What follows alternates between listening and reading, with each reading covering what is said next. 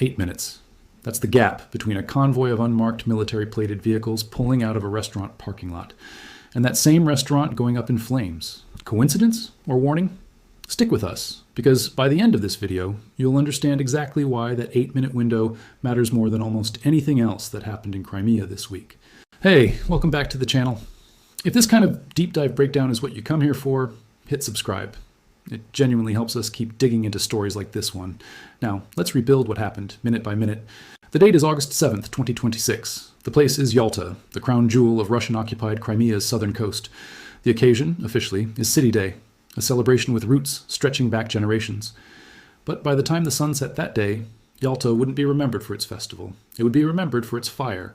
The first sign that something was off came from Crimea's own emergency services, who issued a naval drone warning for the city that morning, telling residents to steer clear of the port. Strange for a holiday. Then came the sirens at midday. Then came something even stranger, a visibly heavier police presence along the waterfront than anyone would expect for a city festival. And then, at 11:20 in the morning, a local monitoring channel picked up a detail that would only make sense hours later. In a parking lot next to a well-known restaurant on the Yalta waterfront, 6 black, tinted, foreign-made cars rolled in. 2 of them had military license plates. The other 4 had none at all. No plates, no way to trace them. For 8 minutes, they simply sat there. Then they left, quickly, all at once. Nobody watching knew what it meant in the moment. But keep that image in your head, because we're coming back to it. Hours passed. Then, in the early afternoon, the bay in front of Yalta erupted into chaos. Continuous gunfire rang out along the coast for over an hour straight. Mobile Russian fire teams shooting at something moving through the water. Witnesses described low-flying drones skimming just above the waves, weaving toward shore. And then, rising from the coastline, a thick column of black smoke, right next to, you guessed it, the very restaurant where that convoy had gathered that morning. Was it random? Maybe the location was simply where the drones happened to be intercepted. But when Ukraine's own military intelligence agency, the HUR, came forward that evening to formally take credit for the operation, they didn't sound like an agency that had picked its target by accident.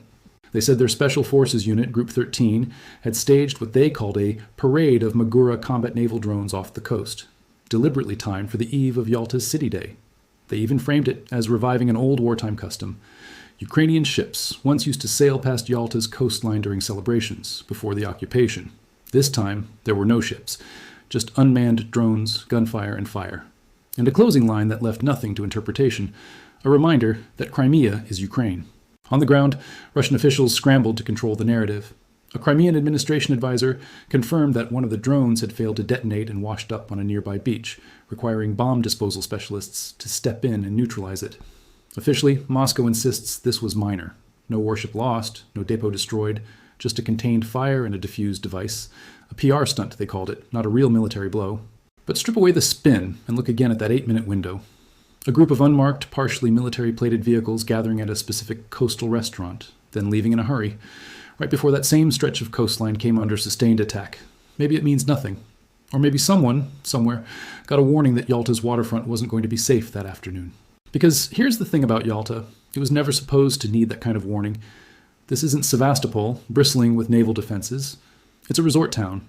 The historic backdrop where Roosevelt, Churchill, and Stalin once sat inside the Livadia Palace and redrew the map of the post-war world. It's the same symbolic ground Vladimir Putin leaned on in 2014 to justify annexing Crimea as ancient Russian soil, which is exactly why hitting it lands so differently than hitting a military installation. It says, nowhere on this coast is actually off limits anymore. And this wasn't an isolated flex. In recent weeks, this same unit, Group 13, has been credited with combining naval drones and onboard first-person view attack drones to hit Russian air defense equipment elsewhere on the peninsula. The Magura platform itself has evolved past simple exploding boats into something closer to a mobile launch pad, one that can creep quietly toward shore and then release smaller drones onto fixed targets.